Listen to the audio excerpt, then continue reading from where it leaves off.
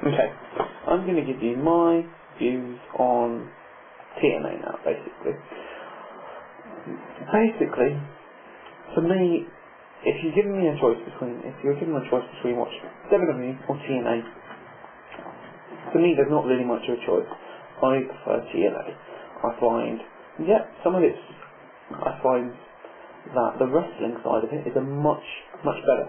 The storylines are much more complex, and they don't insult your intelligence as much as WWE. And that's what I want. I don't want the greatest stories in the world, the most mysteries that you can't figure out. I just want to be treated with some sort of respect.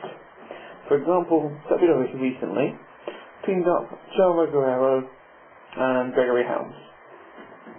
They teamed up in the Raw Cruiserweight match, Raw Tag match, and then again on SmackDown. That doesn't make any sense.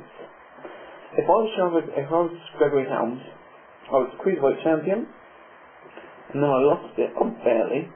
First thing I want to do is get a shot at the champion. The last thing on my mind would be, I'm going to team up with that person who took my title. Unless you did a vignette saying, or a promo saying, you know what, I don't like you, but I'm going to team with you. But they just put it to the side because it doesn't matter. And it's like, I can get on with that, but I prefer you not to do that. I prefer to acknowledge that. And heck, you can make that into a match. At Backlash, you could then have Chavo versus things. But anyway, this is about TNA. I'll look at I'll look at their roster in general, and then I'll go into lockdown. So I'll start with the champion. I'll start with the NWA World Heavyweight Champion, for now, Christian Cage. I personally think I like Christian as a chap. He's very entertaining. He's a decent wrestler, and he's a good wrestler. I wanted him to see him champion WWE, but I didn't. He wasn't given that chance to be the champion, either WWE or World Heavyweight. I wouldn't have cared. I would have taken either. And then it was just treated as nothing. Anyway, so he comes over. His face run initially was, I liked it. I thought, for me it was saying, this is the guy you wanted to see champion, we're making a champion, this is how it goes, here he is. Nice and straightforward. Good. I liked it. Cage being champion. My vote was good. Unfortunately, it was being overridden by a Sting Jeff Jarrett storyline, which it obviously would run over. It did wear a bit, and I was getting a bit like, it's Christian, but because he wasn't the same character, but since then, he's awesome, since becoming the instant classic. I love his group, not only the people in it, but the dynamic of the group, the fact that he's the head of a faction to keep the title all on him, but they don't like each other, they hate each other's guts. The Tomko and Tomko Steiner are always at each other's throats. I think that's great. I think that's really interesting to watch, and when he's throwing that title shot, it's great. It's really entertaining. I really like it. That's probably enough on Christian Cage. Now we go to Chris Sabin, ex-Division champion.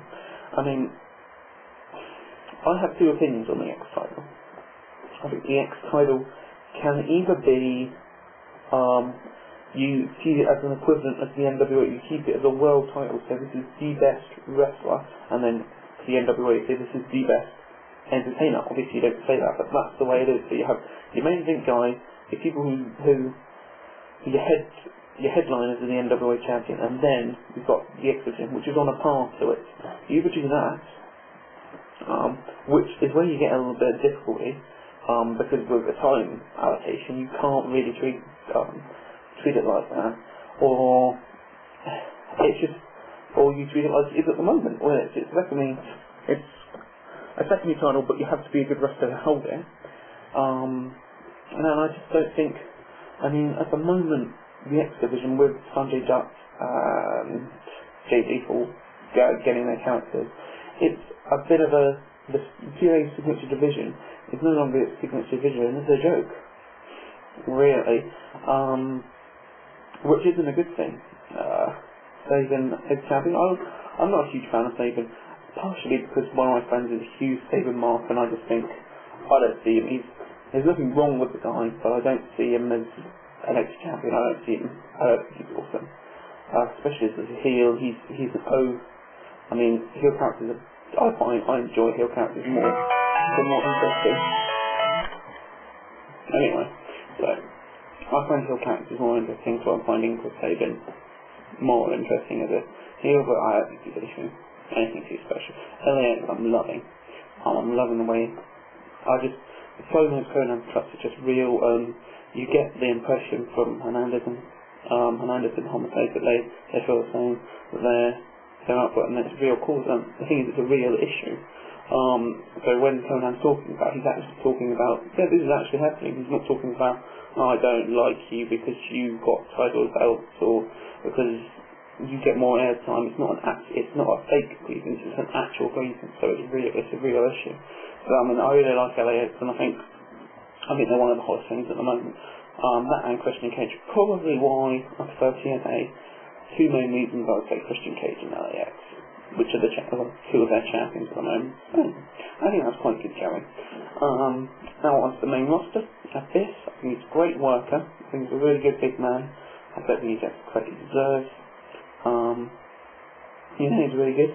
But only criticism I would say, he tends to look a little bit cartoonish when it comes to, for example, Abyss when his mum came out, which obviously is stupid. I can look past that. I choose to look past that. I'm sure some of you can look past it if you wanted to. I could see what it wouldn't, but I look at it. You've got 2 free wrestling companies that you can watch on television and global scale. You've got TNA and you've got WWE. Between them, TNA is the WWE. TNA's still got its problems, but I can look through it. The fact that Abyss looks cartoonish. The fact that he's a good wrestler. That's why the AJ Styles, phenomenal wrestler. I got to the point where I was just like, yes, AJ Styles, quite a lot, probably before he was teaming with Christopher Daniels, and I was just like, yes, AJ Styles. He's good at athlete, but that's about it. But then when he turned to him, yeah, he proved something. It was good. It was interesting to watch. So I liked it. So that was cool. Then you're looking at Alex Shelley. I think Alex Shelley's the future. He's awesome. I really like him. I think he should be able to champ instead of Saban. I mean, he might win it at Lockdown. Probably not. But I'd be interested if he won it at Lockdown. Let's just put it as that. You're looking at, he's got Andy Douglas or whatever. I don't care about. He's one of the naturals. He's a solid tag team, but nothing more to say about that. Austin Starr, great worker. Great.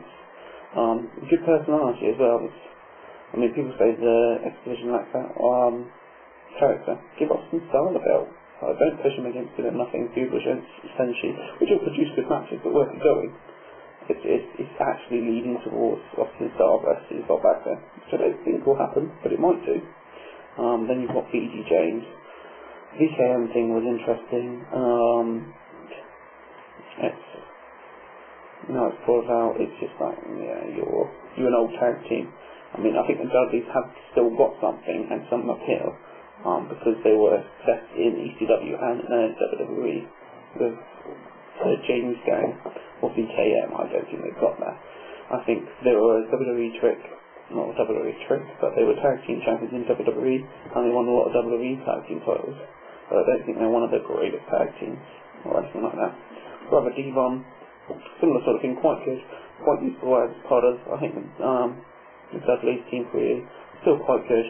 I think he's okay. I mean, I personally prefer Brother Ray. I think he's better on the mic, but I like to get more into his matches and what it's hard to explain.